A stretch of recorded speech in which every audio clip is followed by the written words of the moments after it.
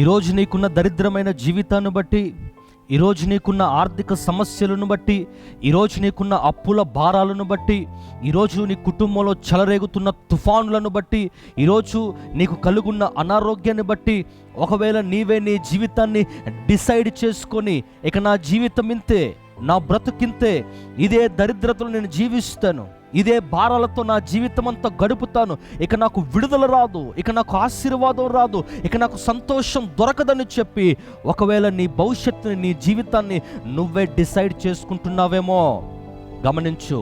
Bible చెప్తా ఉంది, దరిద్రులను దేవుడు పైకెత్తగలిగిన సమర్థుడు ఆయన. హల్లెలూయా.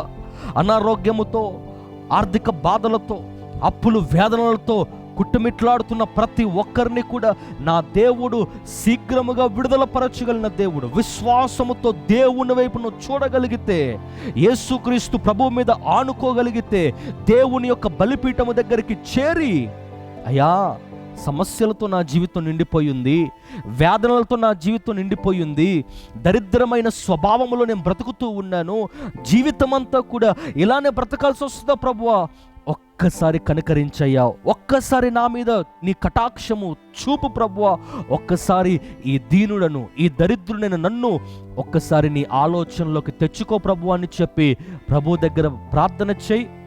దీనుడిగా, దరిద్రునిగా, విలువలేని వాడిగా ఉన్న నిన్ను విలువైన వాడిగా నా దేవుడు మార్చగలడు. హల్లెలూయా. విలువలేని నీ జీవితాన్ని విలువైన పాత్రగా మార్చగలిగింది యేసుక్రీస్తు ప్రభువారి కృప మాత్రమే. ఆ కృపే నిన్ను లేవనెత్తగలదు, ఆ కృపే నిన్ను నడిపించగలదు, ఆ కృపే నీ పట్ల ఉన్నతమైన కార్యాలు జరిగించగలదు. హల్లెలూయా.